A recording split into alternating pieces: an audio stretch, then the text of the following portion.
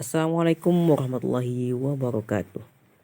Nama saya Muhammad Nur dari kelas A, Prodi Bahasa dan Sastra Arab. Di sini saya akan menjelaskan mengenai agama sebagai sistem pengetahuan. Agama dan sistem pengetahuan. Di sini saya akan fokus ke agama Islam. Islam adalah agama yang sangat menginginkan umatnya untuk selalu mencari ilmu. Dalam agama Islam itu sendiri mengandung ajaran-ajaran yang mencakup semua kehidupan manusia. Entah itu masalah-masalah yang ada di dunia dan mendorong umat manusia untuk selalu belajar sebanyak-banyaknya. Kemudian sistem pengetahuan. Sistem pengetahuan dapat membuat manusia mempelajari budaya dari pola pikir dan perilaku, sehingga dapat menciptakan hubungan yang baik antar sesama manusia maupun antar negara. Dengan kata lain, setiap manusia memiliki peluang dan kesempatan yang sama untuk saling mempelajari kebudayaan orang lain melalui pola pikir. Kemudian pola pemikiran Islam. Pola pemikiran Islam itu dibagi menjadi dua. Yang pertama pola pemikiran tradisional, yang mana semuanya itu selalu berdasarkan pada wahyu, sehingga hal tersebut mengembangkan pola pemikiran sufi yang selalu memperhatikan aspek akhlak manusia dan batiniah. Kemudian pola pemikiran rasional, pola ini selalu mengedepankan akal pikiran manusia. Pada pola pikir ini merupakan pola yang sangat memperhatikan pengembangan intelektual dan penguasaan materi.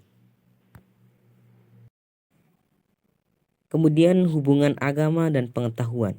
Sains dan agama bisa menjadi mitra dalam menghadapi alam semesta dengan berbagai metodenya yang saling melengkapi. Dalam hubungan dialog antar keduanya, agama dapat mendukung segala kegiatan ilmiah. Sebaliknya, sains dapat memperbaiki pemahaman keagamaan demi kesejahteraan umat manusia. Menurut Albert Einstein, ilmu pengetahuan tanpa agama lumpuh dan agama tanpa ilmu pengetahuan buta, yang mana menegaskan bahwa keduanya saling berkaitan dan sangat penting. Kemudian menurut Fides et Ratio, agama dan pengetahuan tidak bertentangan. Iman menjabarkan kebenaran yang pada mengatur hubungan manusia dengan Allah, sedangkan ilmu pengetahuan merupakan produk dari akal budi manusia yang melewati penelitian ilmiah. Kemudian pendapat para ilmuwan barat secara umum dipisah menjadi dua bagian, yaitu agama sebagai sistem keyakinan, yaitu ia harus berada pada ranah privat dan diajarkan melalui tempat ibadah dan lembaga keluarga.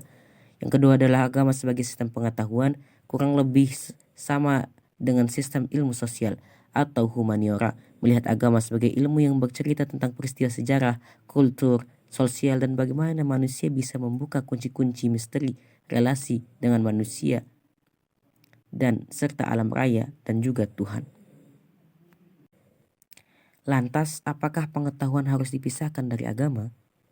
Tentunya, ilmu pengetahuan dalam Islam dipandang sebagai kebutuhan manusia dalam mencapai kesejahteraan hidup di dunia dan memberikan kemudahan dalam mengenal Tuhan.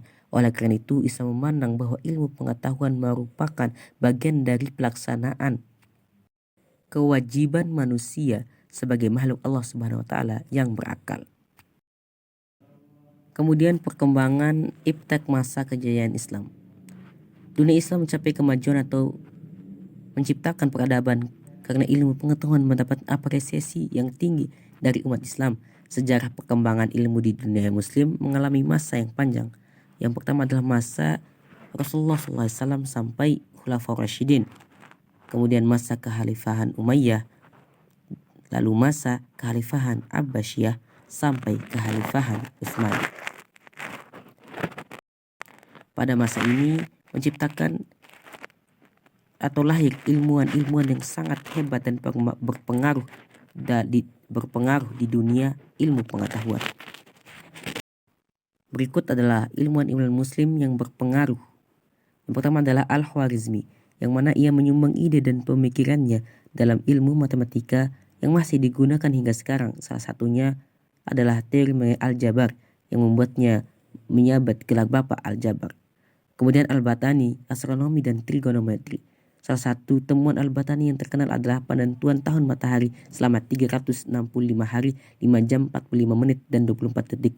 Salah satu karyanya yang terkenal yaitu Al-Zik Al-Sabi yang dikenal sebagai ensiklopedia astronomi yang telah diterjemahkan ke berbagai bahasa. Kemudian Abu Bakar Muhammad Ibnu Zakaria atau Ar-Razi yang mana namanya dikenal sebagai orang yang ahli di bidang kedokteran, filosof, ahli kimia, biologi, fisika, dan sebagai ulama yang memahami ilmu fikih di bidang kedokteran. Ar-Razi menyumbangkan pemikirannya dalam buku Al-Hawi. Kemudian kemunduran Islam yang diawali dengan jatuhnya kekhalifahan Abbasiyah, lalu mencapai kemajuan lagi saat masa Utsmani, dan mulai mundur kembali saat runtuhnya kekhalifahan Utsmani. Adapun dampak dari kemunduran Islam itu krisis ekonomi bagi umat Islam hingga saat ini, yang mana membuat negara Islam mengalami keterbelakangan dari aspek ekonomi dibandingkan negara-negara barat dan negara-negara non-muslim. Dan kedua adalah berpindahnya kiblat keilmuan, yang mana kiblat keilmuan yang sebelumnya dipegang oleh umat muslim kemudian berpindah ke barat yang mempengaruhi banyak faktor kehidupan manusia, khususnya umat muslim. Kesimpulannya, dengan perkembangan ilmu pengetahuan dan teknologi di dunia barat, agama pun mulai disingkirkan dan dipisahkan dari kemajuan dunia yang ada, seolah agama menjadi hambatan untuk perkembangan ilmu pengetahuan dan teknologi sekarang. Padahal di masa kejayaan Islam dahulu, agama dan pengetahuan seperti dua mata koin. Bahkan perkembangan iptek sekarang berasal dari kemajuan iptek pada masa kejayaan Islam, yang mana dipengaruhi oleh agama itu sendiri. Jadi agama bukanlah faktor penghambat, justru agamalah sumber keilmuan itu sendiri. Dan keduanya tidak dapat dipisahkan. Terima kasih. Cukup sekian dari saya. Wassalamualaikum warahmatullahi wabarakatuh.